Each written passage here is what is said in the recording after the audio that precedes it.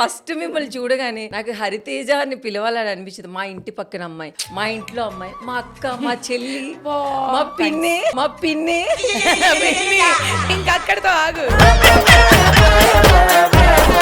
మా అమ్మ, మా అమ్మమ్మ, మా తాత, మా ముత్తాత. చాలా మంది ఆర్టిస్టులకి ఆ వరం దొరకదు, అది మీకు దొరికింది. ఇప్పుడు ప్రెసెంట్ ఏం చేస్తున్నారు హరితేజ గారు మీరు? భోంచేస్తూ ఉంటాను. కొన్ని రోజులైంది నా బుగ్గలు కొంచెం ఇట్లా బూరిల్లో ఉబ్బి అప్పడాలు అవుతాయి వెళ్ళేలోగా.